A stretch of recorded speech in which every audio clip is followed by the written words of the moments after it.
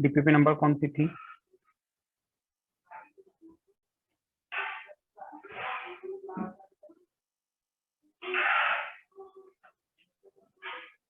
P face DPP number 30 थी। Answer तो है ही से आप लोगों के पास। डीपीपी नंबर 30 में स्टार्ट करते हैं।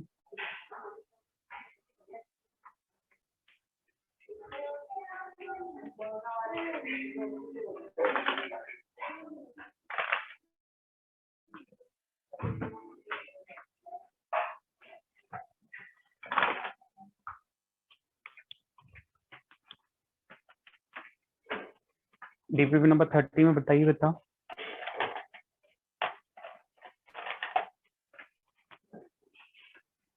क्वेश्चन नंबर 5 का बी। 5 के बी में अगर हम आए,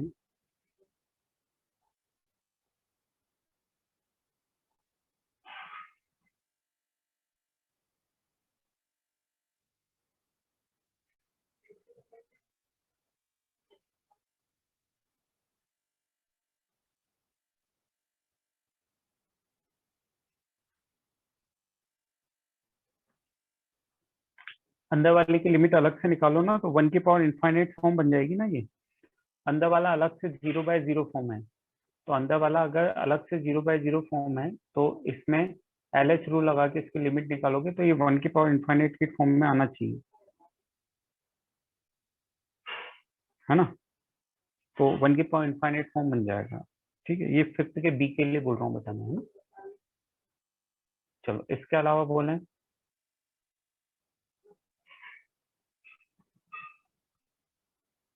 क्वेश्चन नंबर 6। क्वेश्चन नंबर 6 में क्या है, ये कॉस इनवर्स का फॉर्मूला बनाएंगे इसमें। भाई क्वेश्चन नंबर 6 में ये वो लिखा है, एक तो ऐसे समझे कि टी के अपने पास कितना है, कॉस इनवर्स, इसको आप ऐसे लिख लीजिए 1/k 1/k+1। ठीक है, और दूसरी टर्म हो जाएगी आपके अंडर रूट के अंदर।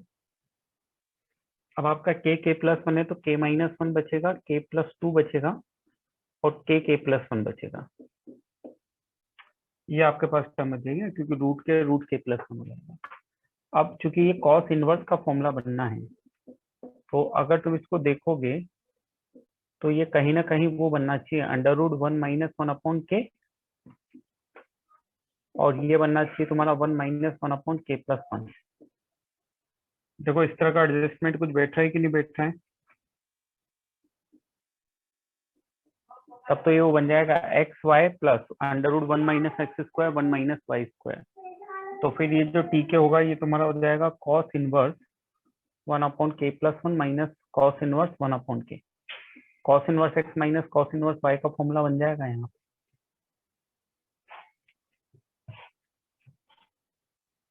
क्लियर है बात? यस और नो बोलें।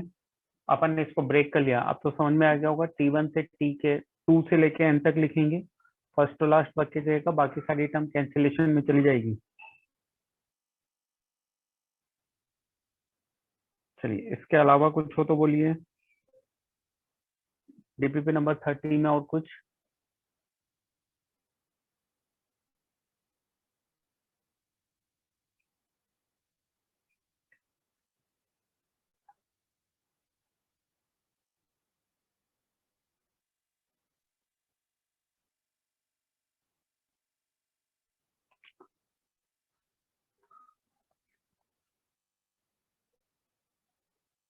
नाइन में एक क्वेश्चन नंबर 9 तो सीधा सा है बेटा, उसमें कुछ नहीं है भाई। ये जो ए और बी आएगा ना, ये इससे आएगा मॉड एफ एक्स डिफरेंशिएबल है।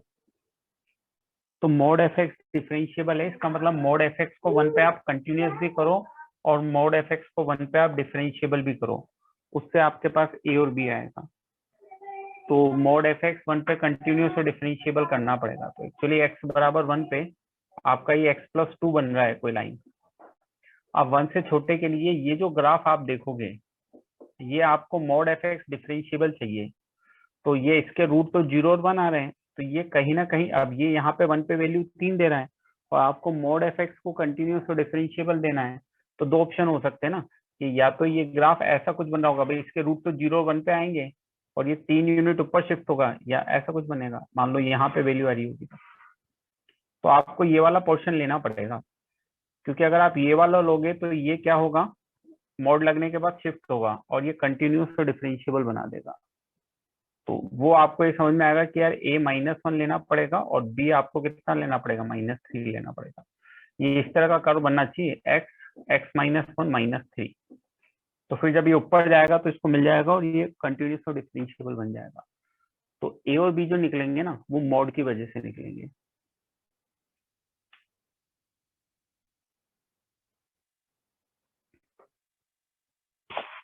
चलिए बाकी हो गए।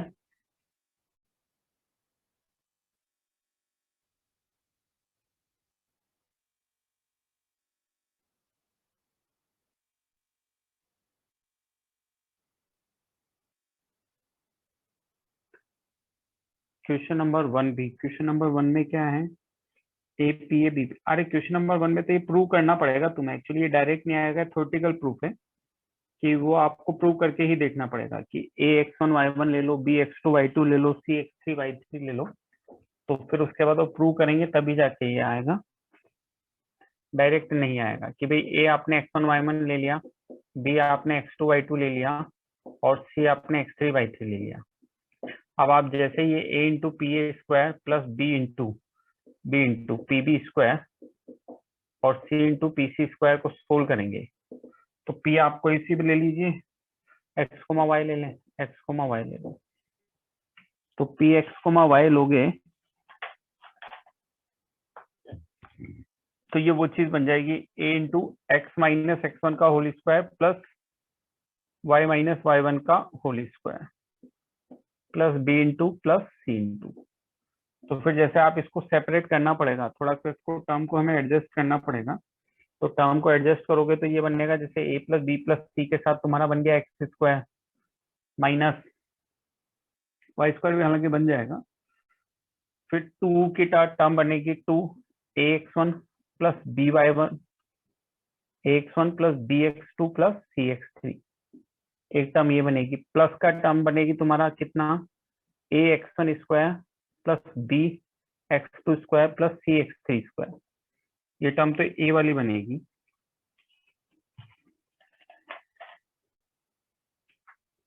फिर ऐसे वाई वाली टर्म भी बनेगी प्लस में, a plus B plus c into y square -2a(y1) plus b(y2) plus c(y3) plus a(y1) square plus b(y2) square plus c(y3) square. अब ये जो बनेगा इसको अगर तुम a plus B plus c बाहर ले लोगे तो ये x square -2 into ax1 plus b(y2) plus c(y3) बन जाएगा। तो फिर बाद में जब तुम इसको देखोगे तो ये a plus B plus C common लेने के बाद कहीं ना कहीं तुम्हारे पास x माइनस वो जो कोऑर्डिनेट होता है ना ax1 plus bx2 plus cx3 upon a plus B plus c का होल स्क्वायर में कन्वर्ट होगा। सेम इसी तरह वाई कोऑर्डिनेट भी कन्वर्ट होगा। तो उसको हमें पता लगेगा कि फिर ये जो कोऑर्डिनेट आ रहे हैं वो किसके आएंगे, इन सेंटर के आएंगे। ये जो कोऑर्डिनेट आएंगे वो किसके आएंगे, इन सेंटर के। तो थ्योरेटिकली देख पाएंगे, बाकी कोई बहुत ज्यादा तरीका नहीं, वो करना ही पड़ेगा इतना अपने को। चलो इसके बाद अपने पास क्या था,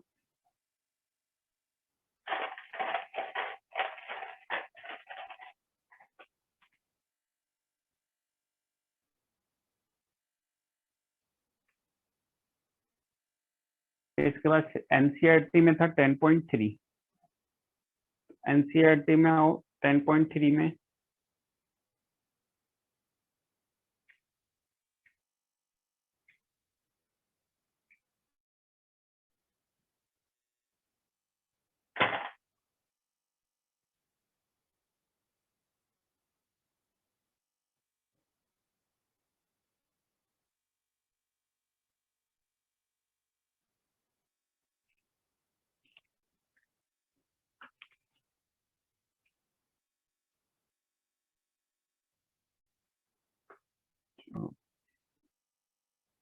एनसीईआरटी 10.3 काफी सारे लोग लिख रहे हैं, कोई डाउट नहीं है। अर्पण मौर्य कुछ पूछ रहा है।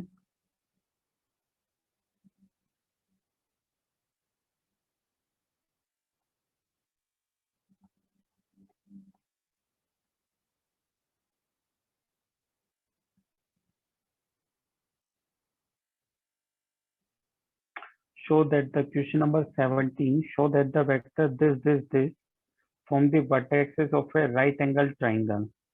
हमें ये बताना है कि ये एक राइट एंगल ट्राइंगल के क्या हैं, वर्टेक्स हैं।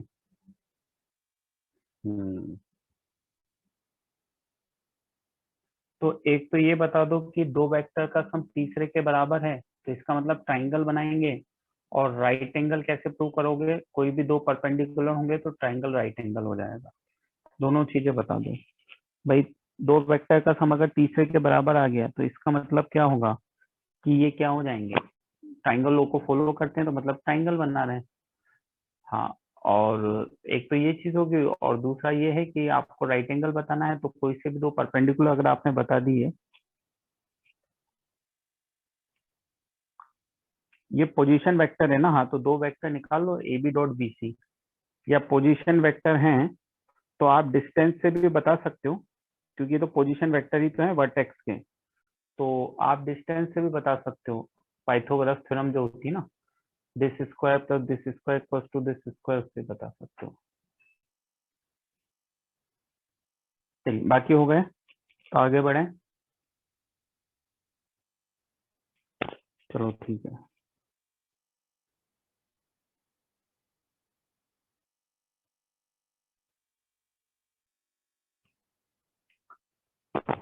चलो तो फिर क्लास नोट्स निकालो।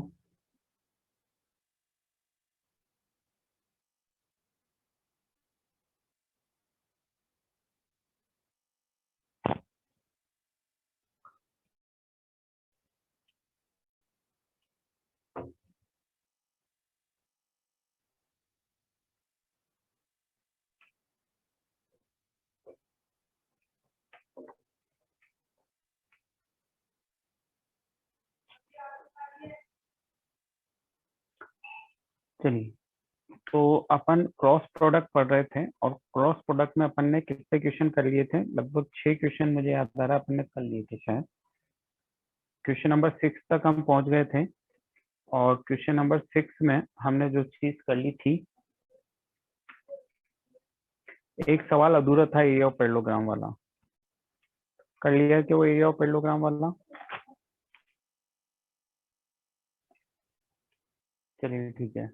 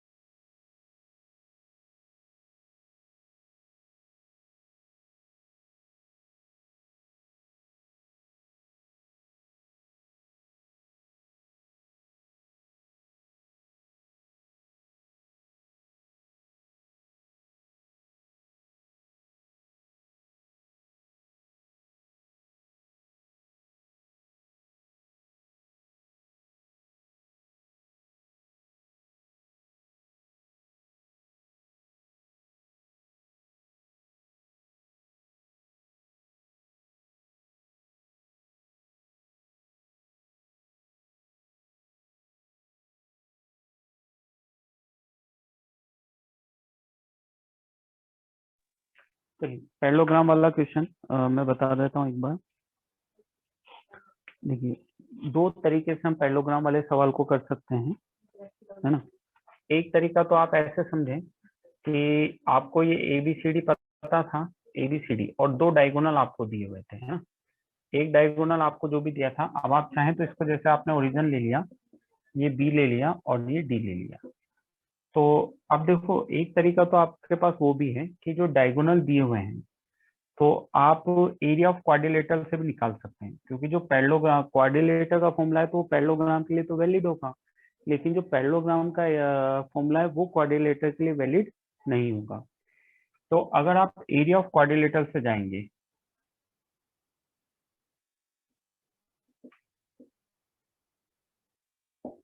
एरिया ऑफ क्वाड्रिलेटरल से भी जा सकते हैं, है ना। तो क्वाड्रिलेटर वाले से जाएंगे तो half of D1 cross D2, D1 cross D2 में क्या आ जाएगा, तो उससे कर लो इनका 3i प्लस जे माइनस प्लस जे माइनस 2k, क्रॉस कितना हो जाएगा,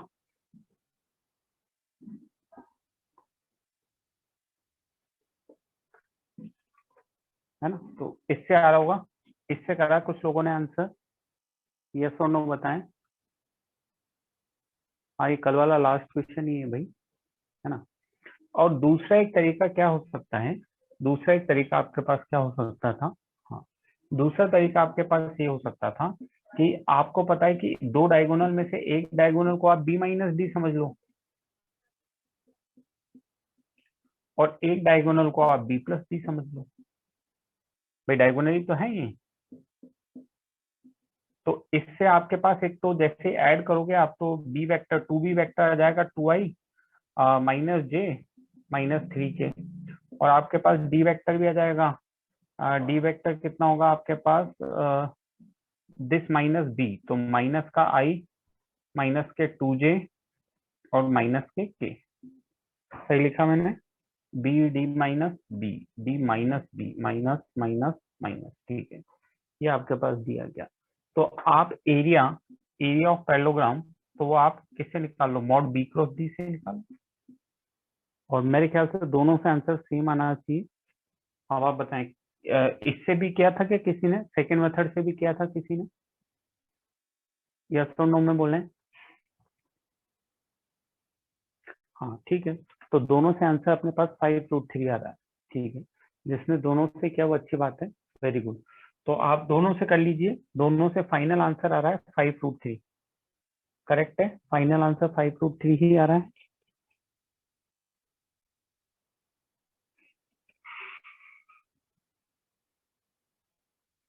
चलिए ठीक है, थोड़ा सा और आगे बढ़ते हैं।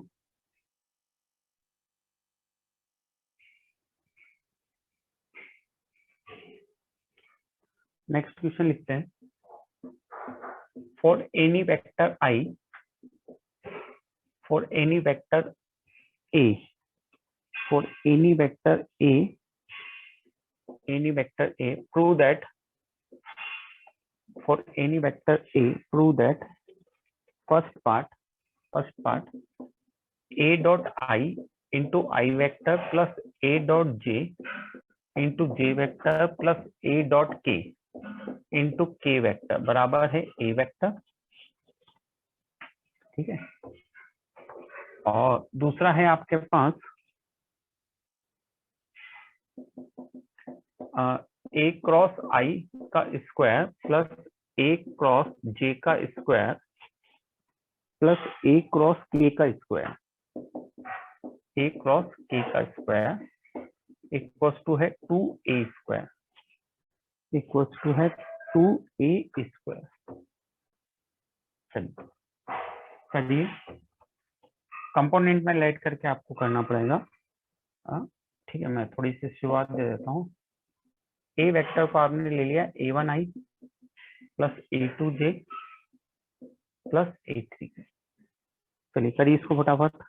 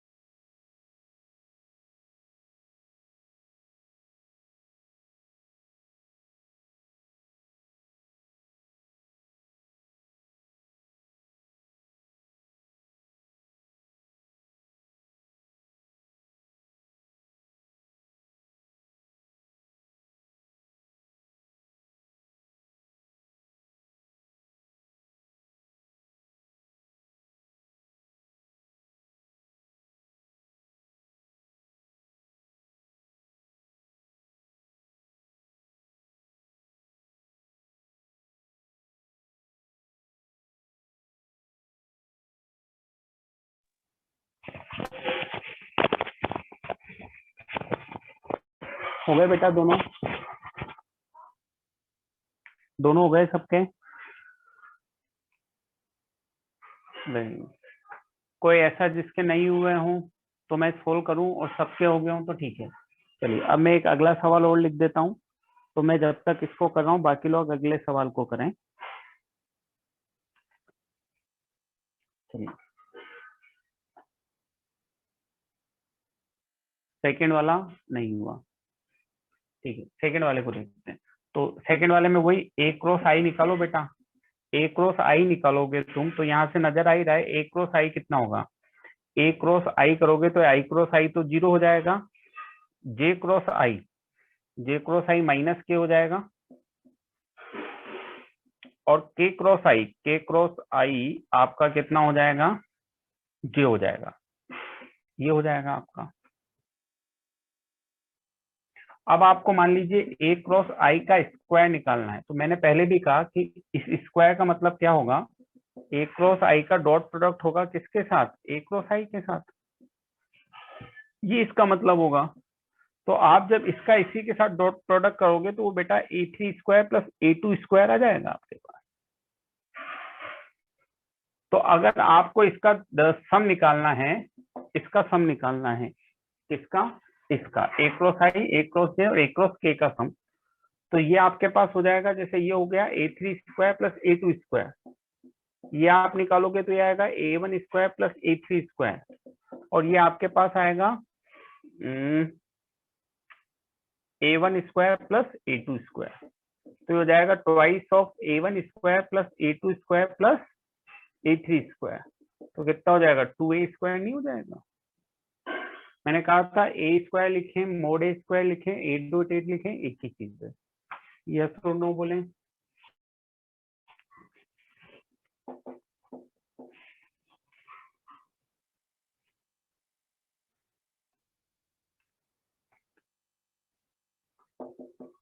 For any two vector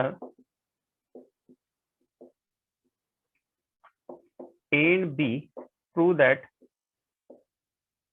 for any two vectors A and B, prove that A dot B का square plus A cross B का square equals to A square B square equals to A square B square. एक तो ये prove करना, ये तो आपका result भी है, आप चाहें तो इसको याद भी रख सकते हैं। ये एक तरह से डॉट और क्रॉस दोनों के बीच का रिलेशन है, relation between dot and cross. छोटे छोटे से सवाल हैं, यूज भी होते हैं काफी। क्वेश्चन नंबर 9 आप लिखिए। If mod a equals to a 2, mod b equals to a 4, 3 and a dot b equals to a 4, then find a cross b, then find mod a cross b। और एक को लिखिए question number 10। तीनों सवाल हैं, बहुत सीधे से सवाल हैं, ट्राई कीजिए, नहीं तो फिर मुझे बताने पड़ेंगे। For any three vectors,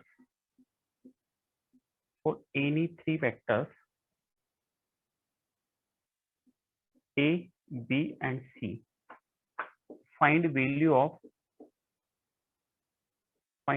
for any three vectors a b and c, find value of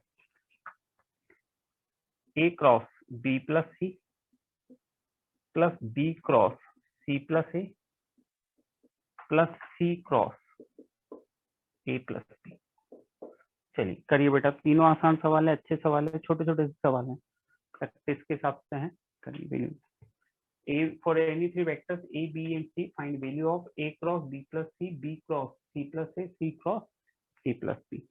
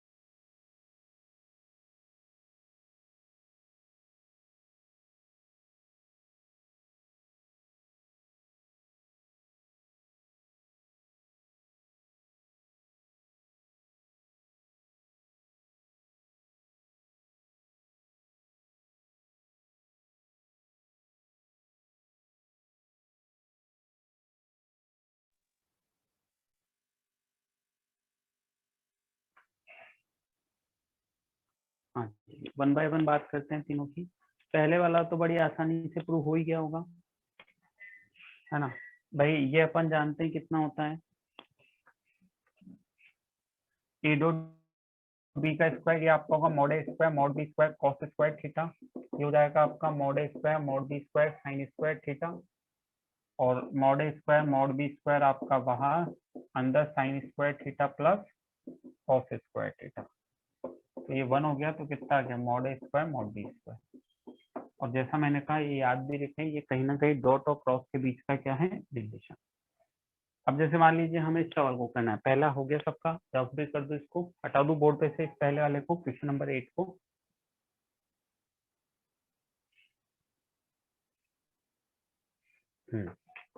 अब देखिए अगर मुझे ये दूसरा वाला सवाल करना है, तो इस सवाल को क्वेश्चन नंबर 9 को मैं चाहता तो इससे भी कर सकता था। अभी जो मैंने रिजल्ट प्रूव किया कि mod of a cross b का स्क्वायर जो होता है वो होगा a square b square minus a dot B का स्क्वायर, है ना।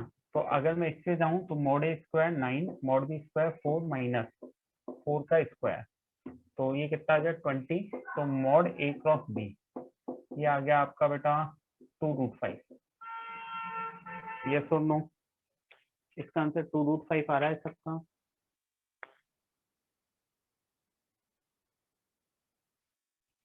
है ना। अब एक तरीका और, क्या मैं इसको ऐसे भी कर सकता था, क्या मैं इसको ऐसे भी कर सकता था कि भाई ए डॉट बी कितना है 4 है, इसका मतलब mod A mod B cos theta मेरा 4 होगा, तो इससे कॉस थीटा की वैल्यू कहीं ना कहीं 2 और 3 में यहाँ पे डाल दूंगा तो 2/3 आ जाएगी। अब जो ए क्रॉस बी होता है, मॉड ए क्रॉस बी किसके बराबर होता है, ये होता है आपका mod A mod B sine theta. तो ये मॉड ए ये मॉड बी और साइन थीटा को कितना लिखेंगे 1 माइनस कॉस स्क्वायर थीटा, तो कितना आ जाएगा 5 3, तो ये भी 2√5। ऐसे भी आप इसको कर सकते थे। यस और नो बोले इसके लिए दोनों। भाई ये जो था इससे थीटा निकाल लिया और इस थीटा का इसमें इस्तेमाल कर लिया, ऐसे भी कर सकते थे। हमें हमारा रिजल्ट याद है तो हम उससे भी कर सकते थे, दोनों तरीके हमारे पास हैं इसको करने के लिए। चलिए फाइनली इस सवाल पे आते हैं, क्वेश्चन नंबर 3 पे। तो इसको लिख लो, मैं इसको रफ कर दूंगा। अब इसको मुझे करना है तो ये भी आसान सा है, मैं इसको डिफाइन कर दूं तो ये हो जाएगा a cross b plus a cross c plus b cross c plus b cross a plus c cross a plus c cross b. अब आप देखेंगे कि ये ए क्रॉस बी और बी क्रॉस ए कैंसिलेशन में चला जाएगा, ए क्रॉस सी और सी क्रॉस ए कैंसिलेशन में चला जाएगा, और ये बी क्रॉस सी और सी क्रॉस बी कैंसिलेशन में चला जाएगा। तो ये कितने हो जाएंगे 0। कैंसिलेशन में कैसे जाएगा, क्योंकि अपोजिट साइन के हो जाते हैं ना। अपन ने लिखा था ए क्रॉस बी किसके बराबर होता है, माइनस के बी क्रॉस ए, इसलिए ये कैंसिलेशन में चले जाएंगे।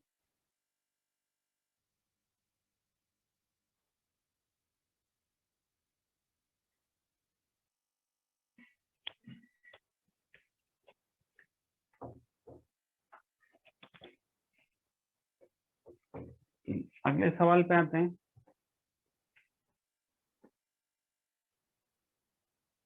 चलो अगला सवाल लिखो, अगला सवाल में लिखो इफ, ये अच्छा सवाल है, एक स्टार इस पर लगाने। If mod A equals to है 2 mod b equals to a 3 and a dot b equals to a 4, a dot b equals to a 4, then find area of parallelogram, then find area of parallelogram, then find area of parallelogram whose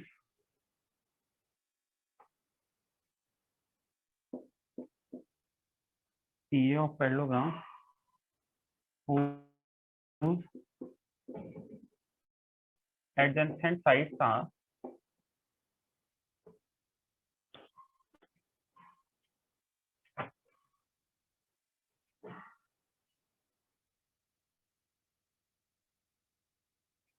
whose adjacent sides are 2a plus b and a minus 3b, 2a plus b and a minus 3b।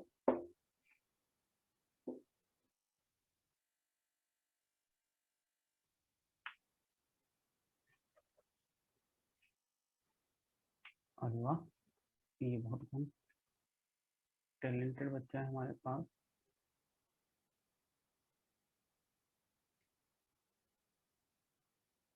Devanshu Saini, है ना? ये देवांशु सैनी बेटा, क्या कहीं पे देवांशु बीच में कहाँ चले गए थे बेटा? ये क्वेश्चन नंबर 10 सोल्व तो कर रखा है मैंने। आप इसमें क्या पूछना चाह रहे हो? आप कह रहे हो क्वेश्चन नंबर 10 बता दो, तो अभी तो मैंने क्वेश्चन नंबर 10 का सॉल्यूशन ही नहीं हटाया है। आप कहीं चले गए थे क्या जब मैं इसको सोल्व कर रहा था क्वेश्चन नंबर 10 को? अच्छा, इंटरनेट चला गया था।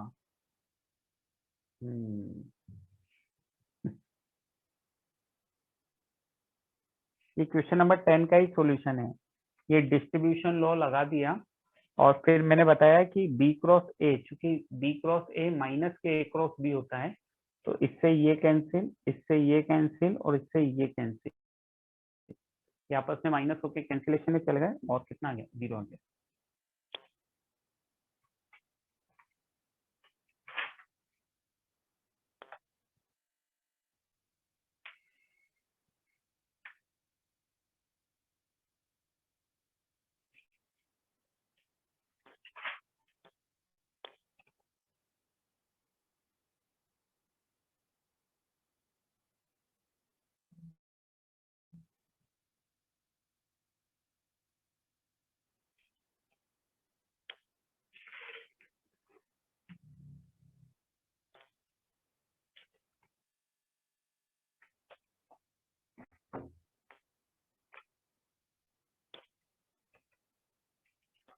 चलिए,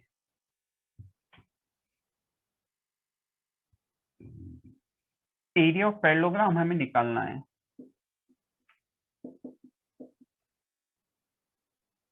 तो एरिया ऑफ पैरेललोग्राम आपके पास हो जाएगा, ये एडजेसेंट साइड है दिस क्रॉस दिस। तो अब आपको इसको कैसे करना पड़ेगा? 2 into a cross a minus 6 into a cross b plus b cross a और माइनस 3 बी क्रॉस बी। अब आप समझे, a cross a 0, b cross b 0, और इसको भी माइनस के ए क्रॉस बी लिख देंगे तो ये बेटा 7 ए क्रॉस बी हो जाएगा। माइनस का तो कोई मतलब ही नहीं है, तो 7 मॉड ए क्रॉस बी हो जाएगा। और I think A cross B की वैल्यू अभी अपन ने निकाली इस सवाल के लिए।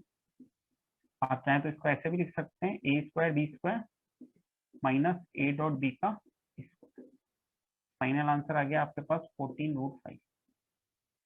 फाइनल आंसर आ रहा है 14√5। यस और नो बोलें। आप यस और नो बोल देंगे, उसके बाद ही हम आगे बढ़ेंगे। Area of parallelogram base into height ही तो होगा बेटा, हाफ क्यों आएगा? एरिया ऑफ पैरेललोग्राम है ना, एरिया ऑफ ट्राइंगल में हाफ आता है, एरिया ऑफ पैरेललोग्राम में हाफ नहीं आता है। चलिए, अब आपको एक सवाल करना है ना? अब आपको एक सवाल करना है। आपको याद है शुरुआत में जहाँ हमने बेसिक पढ़ा था वेक्टर का, वहां पे मैंने एक पोजीशन वेक्टर वाला सवाल कराया था, जिसमें लास्ट का थर्ड पार्ट अपना बाकी था। लास्ट का थर्ड पार्ट बाकी था, जहाँ पे एरिया मैंने निकलवाने के लिए कहा था। Area of quadrilateral PACB, area of quadrilateral, area of PEBD, area of PEBD निकलवाया था, है ना? हाँ, कमिंग सून वाला, वो वाला सवाल नोट करें और उसको सोल्व करें। उस सवाल का थर्ड पार्ट हमें करना था, area of PEBD if area of triangle OAB 30 square unit, ये सवाल था। तो उस सवाल को थोड़ा सा लिख लें और आपको उसका आंसर बताना है। करें, आपको मैं 5 मिनट दे रहा हूँ उसके लिए, सोचे, उस सवाल को लिखें, समझे, और अब आपको उसका थर्ड पार्ट करना है। तो आपने वहां पे जो भी नंबर डाल रखा हो आप लिख लीजिए कि आप उसका थर्ड पार्ट करने जा रहे हैं। वो 5 स्टार वाला सवाल था अपना, और उसका थर्ड पार्ट कहीं ना कहीं हम कर रहे हैं। सवाल याद आ गया सबको? Area of PBD. तो करें, उसका आंसर निकाल के बताना है आपको। बताइए क्या आंसर आएगा उसका।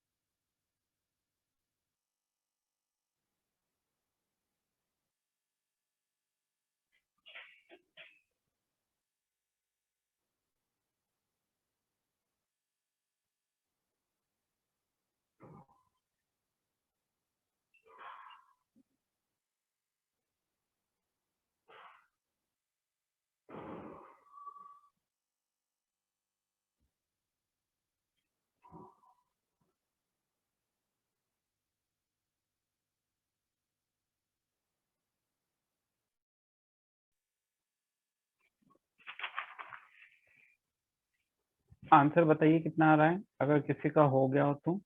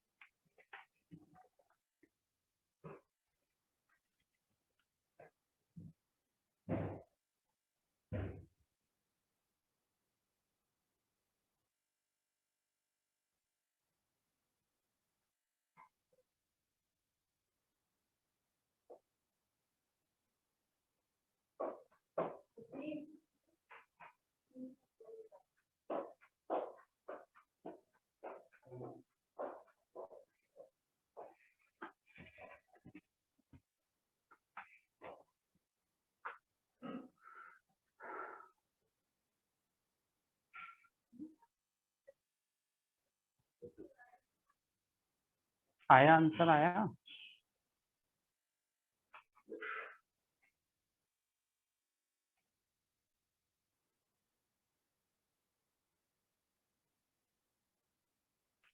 अमित सिंगल लिख रहा है 2 मिनट और लिखो सर। अच्छा सवाल है वो, इस तरह के सवाल बन जाते हैं, इसलिए मैं रुक रहा हूँ कि भाई आप खुद से निकालें।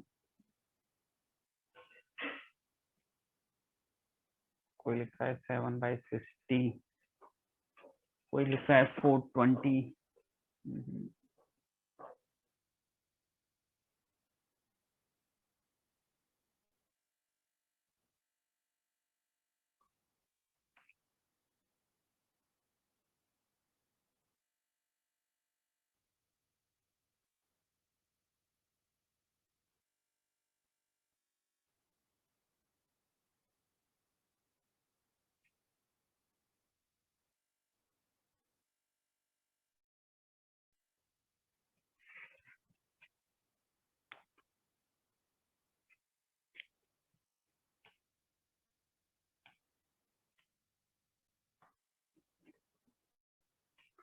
चलिए फिर मैं ही करता हूँ। अभी तक सही आंसर तो आप लोगों ने नहीं बताया, चलो कोई ना।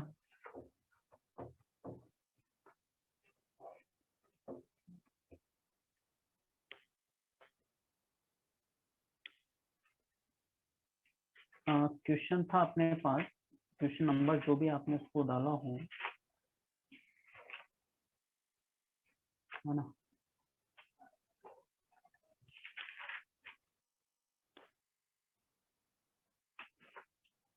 ये सवाल था आपके पास, है ना। ये ए था जिसको ओरिजिन लिया था अपन ने, इसको बी वेक्टर लेना था, और इसको ओ ए बी था, sorry triangle O A B था, ओ था। ये ए था जिसको हमने ए वेक्टर ले लिया था, ये बी था जिसको हमने बी वेक्टर ले लिया था। ये यहाँ पे मिल रहा था, ये यहाँ पे मिल रहा था, है ना? ये ई था, ये डी था, और ये पी था।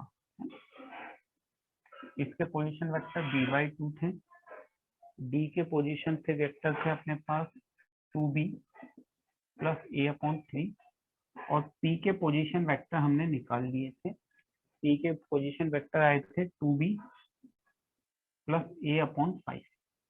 यस और नो, यहाँ तक का अपना हो गया था। एक बार यस और नो बोले। पी के पोजीशन वेक्टर हमने निकाल लिए थे, है ना। अब हमें चाहिए area of quadrilateral. Area of quadrilateral हमें चाहिए, एरिया ऑफ क्वाड्रिलेटर चाहिए था PEBD, ये हमें PEBD का चाहिए था। तो अगर मैं प्लॉट करके देखूं तो PEBD मेरे पास कौन सा क्वाड्रिलेटर है, ये, है ना। और मुझे पता है कि एरिया ऑफ क्वाड्रिलेटर मुझे किससे निकालना पड़ेगा, half of D1 cross D2 से। तो एरिया ऑफ क्वाड्रिलेटर अगर मुझे चाहिए तो मैं इसको ऐसे लिख दूं, half of PB cross DE लिख दूं, PB क्रॉस D। यस और नो बोलें। Area of quadrilateral half of D1 cross D2 से निकालेंगे एरिया ऑफ क्वाड्रिलेटर, यस और नो। अब मैं इसको सोल्व करता हूँ, तो एरिया ऑफ क्वाड्रिलेटर मेरे पास क्या आने वाला है, वो मैं देख लूँ, PEBD हाफ ऑफ पीबी हो जाएगा आपका बेटा बी का पोजीशन वेक्टर माइनस पी का पोजीशन वेक्टर। तो बी का पोजीशन वेक्टर माइनस पी का पोजीशन वेक्टर क्रॉस डीई, ई का पोजीशन वेक्टर माइनस डी का पोजीशन वेक्टर, ई का पोजीशन वेक्टर माइनस डी का पोजीशन वेक्टर। ये मेरे पास हो जाएगा, दोनों के पोजीशन वेक्टर लिख दिए मैंने, है ना। चलो और अच्छे से देखूं तो हाफ ऑफ, अब कहीं ना कहीं 30 बाहर आ जाएगा ये, पहले इसको सिंप्लीफाई कर ही लेते हैं। तो 5b, तो ये हो गया बेटा 3b माइनस ए अपॉन 5 इंटू ये 10 हो गया मेरे पास, तो 5b माइनस 4b बी और माइनस 2a, करेक्ट है, ये मेरे पास है। तो बहुत अच्छे से मैं इसको लिखना चाहूँ तो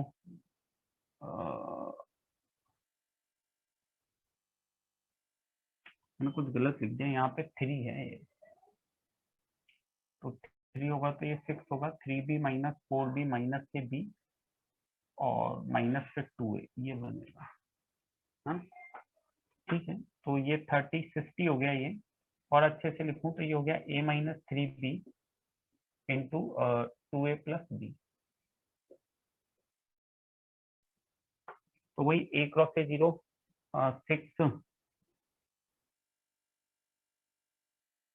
और एक 7 हो जाएगा ये, तो 7/60 a क्रॉस b आ जाता है, यस और नो, ये आ जाता है। अब गिवन क्या है आपको, गिवन ये था कि OAB का एरिया दिया था बेटा 30, इसका half of a cross b आपको 30 दिया हुआ है, तो a क्रॉस b की वैल्यू कहीं ना कहीं 60 हो जाएगी मेरे ख्याल से, तो फाइनली 7 आंसर आएगा, करेक्ट है। तो फाइनल आंसर इज 7।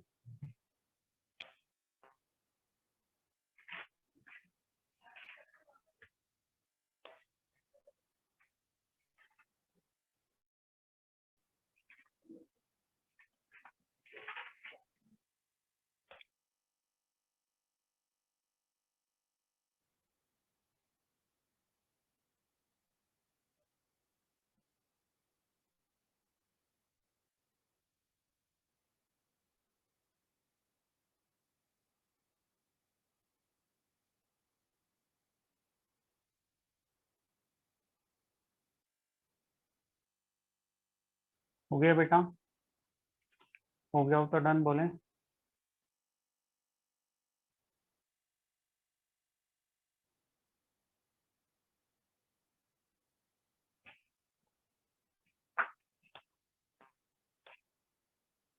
अच्छा सवाल था ये, इस तरह के सवाल बनते भी हैं।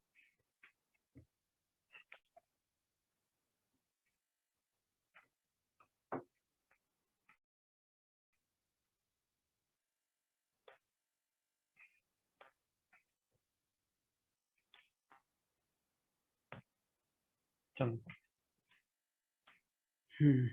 आगे बढ़ते हैं हम, एक और सवाल यहाँ पे कर लेते हैं, थोड़ा सा एक्स्ट्रा ऑर्डिनरी थॉट है। If 21x² plus y² plus z² equals to है x plus 2y plus 4z का square, x plus 2y plus 4z का स्क्वायर, वह x, y, z not equals to 0, कोई भी जीरो नहीं है बेटा, x, y, z not equals to 0, then A option 2y equals to x plus z, B option y² equals to है xz, C option y equals to 2xz upon x plus z, and D option है y² equals to 2xz, y² equals to 2xz। 21x² plus y² plus z² equals to है x plus 2y plus 4z का square, 21x² plus y² plus z² equals to 2x plus 4y plus 4z का square, 21x² plus y² plus z² equals to 2x plus 4y plus 4z का square, 21x² plus y² plus z² equals to 2x plus 4y plus 4z का square, है ना, where x comma y comma z, ये मतलब तीनों non zero हैं, x y z non zero हैं, then आपको बताना है इनमें से कौन सा ऑप्शन आंसर में है। इस तरह का एक सवाल कहीं ना कहीं हम पहले भी कर चुके हैं।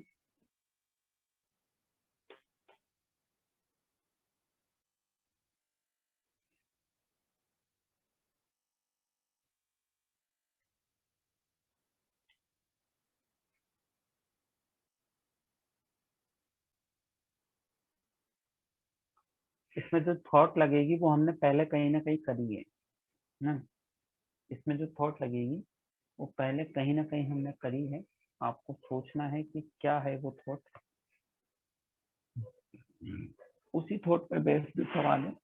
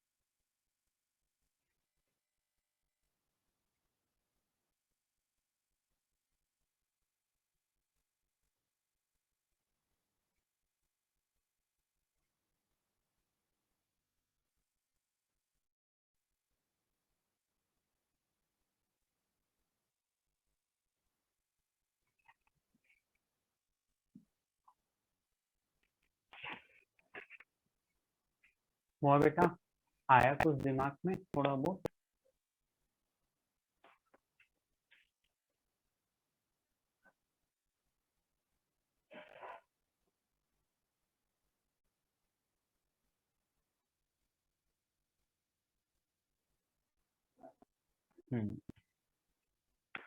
ये कहीं ना कहीं वही सवाल जो हम पहले भी कर चुके हैं कि मुझे ये दे रखा है, तो मैं लेट करूंगा क्या, एक वेक्टर मान लीजिए मैंने ए ले लिया, कौन सा, एक्स आई प्लस वाई जे प्लस जेड के, और एक वेक्टर मैंने बी ले लिया, तो आई प्लस टू जे प्लस फोर के।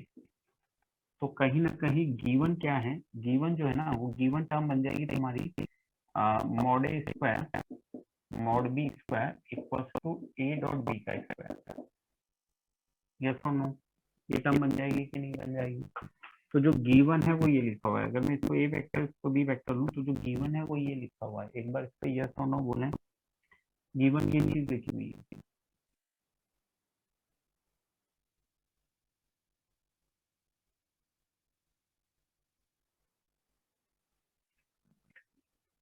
लिखा हुआ है, ठीक है। अब अगर मैं इसको सोल्व करूँ, भाई ये गिवन है मेरे पास, अगर मैं इसको सोल्व करूँ तो ये मॉड ए स्क्वायर है, ये ठीक है, मॉड बी स्क्वायर है, इसको वही लिखूंगा, मॉड ए square mod B square cos square theta.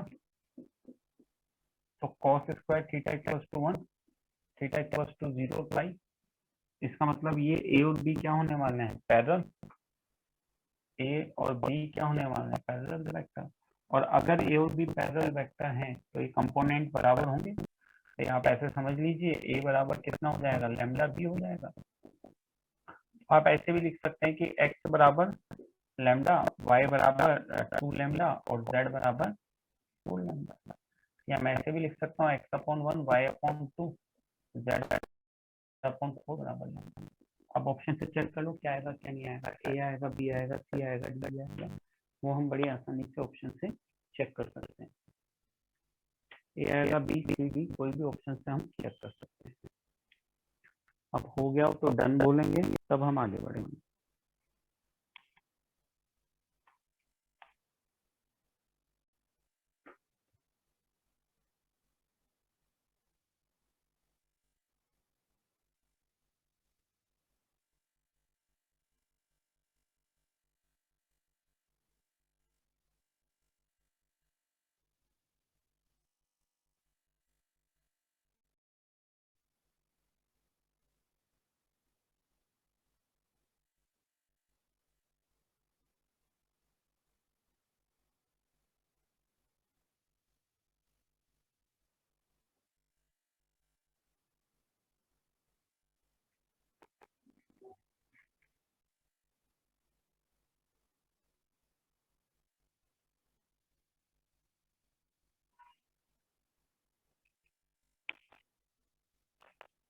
चलिए आगे बढ़ते हैं।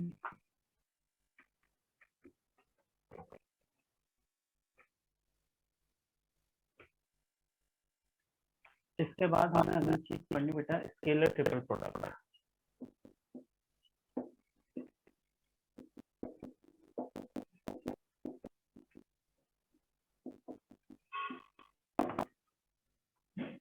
स्केलर ट्रिपल प्रोडक्ट, पहली चीज हमने पढ़ी डॉट प्रोडक्ट, दूसरी चीज हमने पढ़ी क्रॉस प्रोडक्ट, और अब अभी ये थर्ड पॉइंट पढ़ रहे हैं।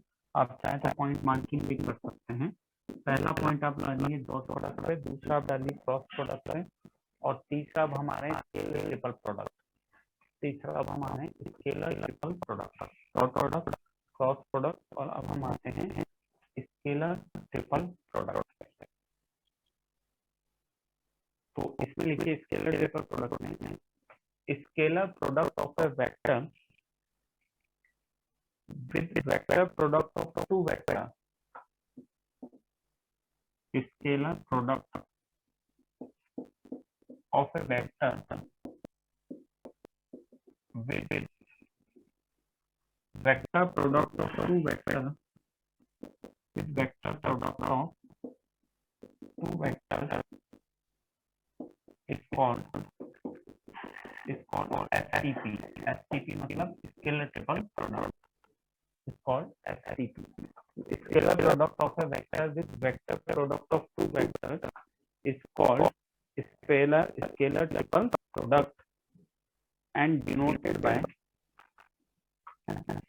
इसका मतलब क्या होता है, जैसे scalar product of a vector, जैसे ए वेक्टर आपने लिया, इसका दो के साथ क्रॉस प्रोडक्ट है ना, मैं ऐसे लिख रहा हूँ एंड डिनोटेड बाय, पहले लिख लेते हैं denoted by box ABC. Box ABC, box ABC मतलब आप ऐसा समझेंगे कि कहीं पे बॉक्स एबीसी लिखा है, इसका मतलब ये है ए डॉट बी क्रॉस सी, या मैं ए क्रॉस बी डॉट सी बोलूँ, एक ही बात है। कहने का मतलब है कि यहाँ पे डॉट और क्रॉस इंटरचेंज हो सकते हैं, ऑर्डर इंटरचेंज नहीं होगा, डॉट और क्रॉस इंटरचेंज हो सकते हैं। मैंने बोला है कि स्केलर प्रोडक्ट ऑफ वेक्टर, देखिए समझिए scalar product of a vector, ये देखिए एक वेक्टर है जिसका स्केलर प्रोडक्ट है, तो scalar product of a vector with vector product of two vectors, with vector product of two vector, दो वेक्टर के वेक्टर प्रोडक्ट का तीसरे के साथ स्केलर प्रोडक्ट क्या बोला जाता है, स्केलर ट्रिपल प्रोडक्ट। इसको शॉर्ट में बोलते हैं STP, A cross B cross A B C, इसको बॉक्स एबीसी से रिप्रेजेंट करना है ना, इसको हम बॉक्स प्रोडक्ट बोलते हैं। दो तीन नाम है बॉक्स प्रोडक्ट बनता है एक नाम, ठीक है। और इसको हम निकालते कैसे हैं वो समझें, स्केलर ट्रिपल प्रोडक्ट की, जैसे ए आपके पास दे रखा है कंपोनेंट के फॉर्म में A1i plus A2j plus A3k B आपको दे रखा है B1I plus B2J plus B3 और सी आपको दे रखा है C1I plus C2J plus C3। इससे तो निकालते हैं इन टर्म्स ऑफ कंपोनेंट, तो बॉक्स ABC जो आपका पास आता है हो जाता है determinant A1 B1 C1 A2 B2 C2 A3 B3। ये आपके पास A1 B1 C1 A2 B2 C2 A3 B3 C3, ये आपके पास बॉक्स प्रोडक्ट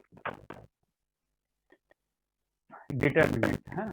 यहाँ से ये वो एक ही चीज है, आप जैसे अपन ने डॉट और क्रॉस को लिखा था ना, वैसे अगर आपको यहाँ से देखेंगे बी क्रॉस की निकालेंगे तो एक वेक्टर आएगा, उसका इसके साथ डॉट प्रोडक्ट करेंगे तो वही तीन टर्म बनेगी, वो तीन टर्म इस डिटरमिनेंट का कहीं ना कहीं एक्सपेंशन होगी, है ना। इस डिटरमिनेंट का एक्सपेंशन तो होगा और जो यहाँ से आएगा वो सेम आएगा अगर मैं एबीसी की वैल्यू यहाँ पे पुट करूंगा, जैसे मैंने क्रॉस प्रोडक्ट भी डिटरमिनेंट फॉर्म में कन्वर्ट करके बताया था। तो कहीं ना कहीं बॉक्स प्रोडक्ट जो होता है वो सिर्फ डिटरमिनेंट के बराबर होता है, A1 B1 C1 A2 B2 C2 और A3 B3 C3।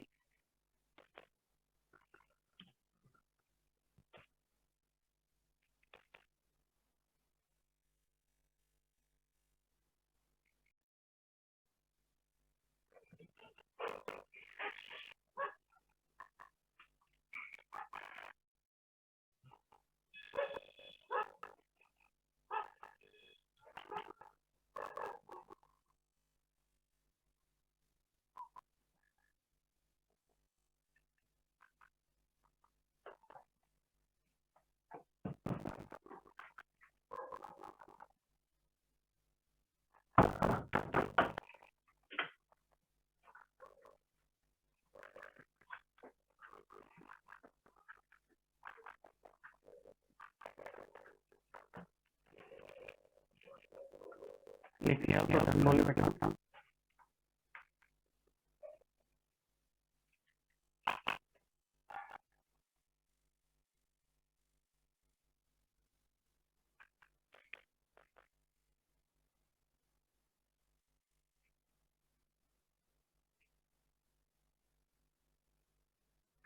हाँ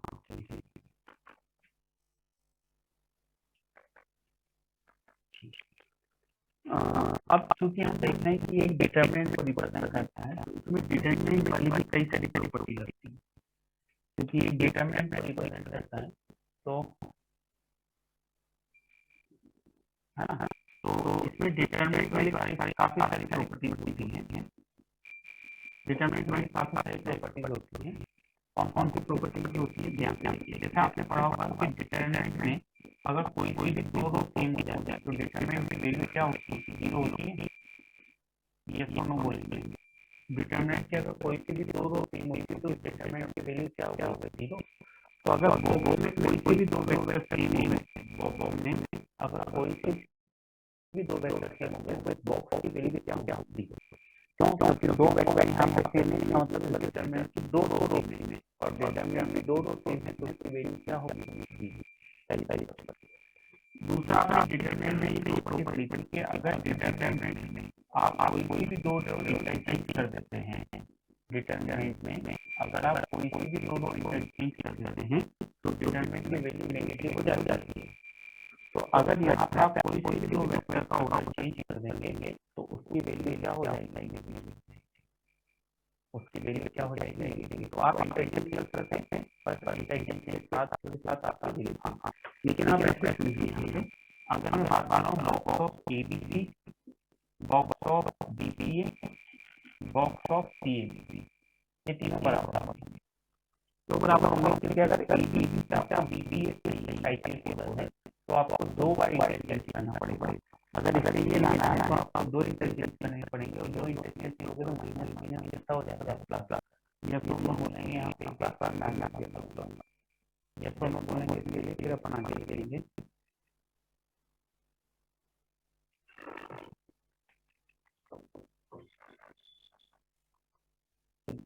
प्रॉपर्टी नंबर 3 पढ़ी बेटा, तो हमने ऐसा भी कुछ डिटरमिनेंट में पढ़ा था कि किसी स्क्वायर कॉलम में कांस्टेंट मल्टीप्लाई जाता है तो वो कांस्टेंट डिटरमिनेंट में बाहर आ जाता है। वो कांस्टेंट डिटरमिनेंट से बाहर आ जाता है। ऐसा पढ़ा था आपने, या ऐसे में बात होती है जैसे A1 है, A2 है और ये A3 है, तो ये तीनों बाहर आ रहा कितना हो जाएगा A1 A2 A3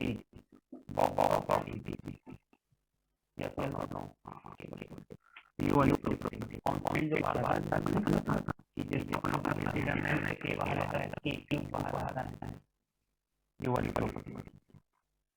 तो वो सारी प्रॉपर्टी हम कहाँ पढ़ी डिटरमिनेंट में, वो भी यहाँ पे नहीं, ये दोनों प्रॉपर्टी वाली है, थोड़ा थोड़ा करके प्रॉपर्टी और लिख लेता हूँ, फिर बाकी तो अपन हल करेंगे।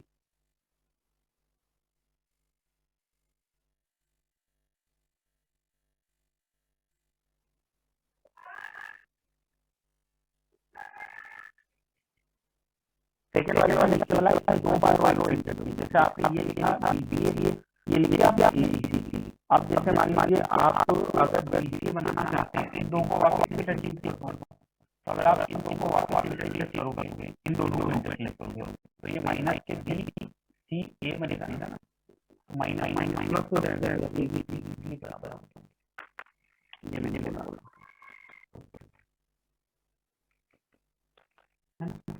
एक प्रॉपर्टी और आप मैं समझाऊंगा कि जैसे आपने पढ़ा था कि ये A प्लस B है, ये है तो आप इसको लिख सकते हैं A और एक को लिखते हैं आप BC। ये प्रॉपर्टी समझ में नहीं, ये प्रॉपर्टी समझ में नहीं, कौन सा ये प्रॉपर्टी, ये वाली प्रॉपर्टी। हाँ, जैसे डिटरमिनेंट में आपने लिखना था ऐसे A1 plus B1 A2 plus B2 और A3 प्लस B3 और नीचे P1 P2 P3 हो गया है, Q1 Q2 Q2 रहता है, तो कितना हो जाता है A1 A2 A3 P1 P2 P3 Q1 Q2 Q3 और एक डिटरमिनेंट में क्या हो जाता है P1 P2 P3 P1 P2 P3 Q1 Q2 Q1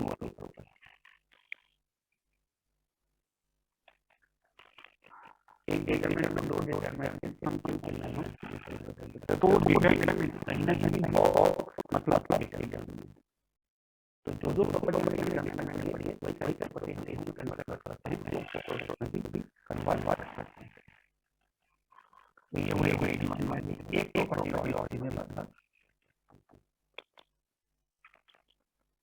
एक प्रॉपर्टी ये जो प्रॉपर्टी डिटरमिनेंट थोड़ा बड़ा करिए जैसे AB है और एक वाला बॉक्स, ये बॉक्स हो जाएगा आपका बटा A dot Q A dot Q A dot फिर B dot P B dot Q B dot C dot P C dot Q C dot, ये प्रॉपर्टी समझ में आ गई, ये वाले तो भाई कैसे चीज ये नहीं,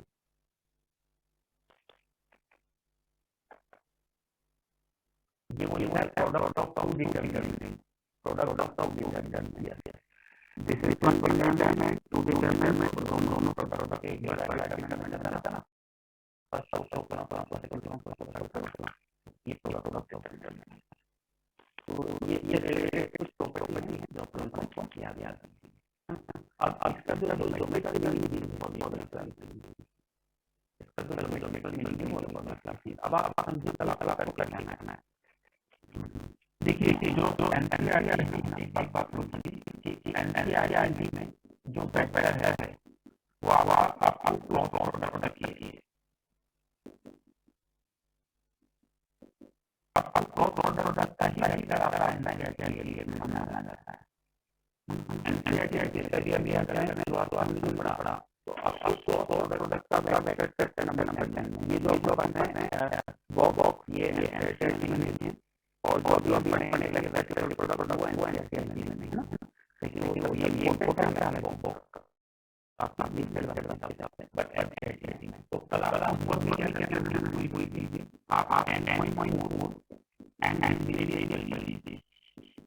10.4 लीजिए, बल्कि आप क्या एनसीईआरटी का काम हो जाएगा वेक्टर का, 3D वाला पार्ट बारी वो भी अभी आगे बड़े बताता हूँ, बट कहीं ना कहीं आपका एनसीईआरटी वाला लगता है पूरा हो गया कि सारा फ्लोर में बताता है।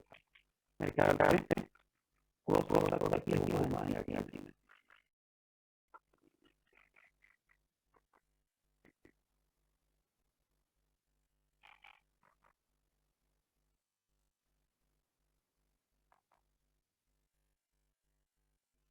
इतना ही नहीं है, ज्यादा नहीं है।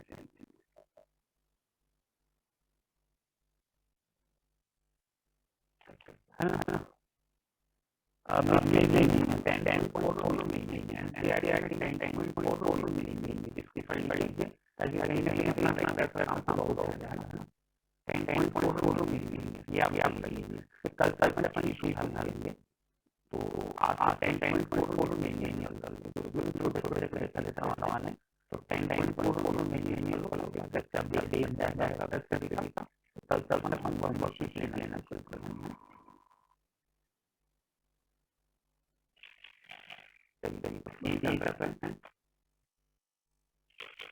हाँ पढ़ेंगे आगे अभी होमवर्क मैंने बताया अभी आप 10.4 नहीं है बाकी कल पढ़ते हैं। Bye bye.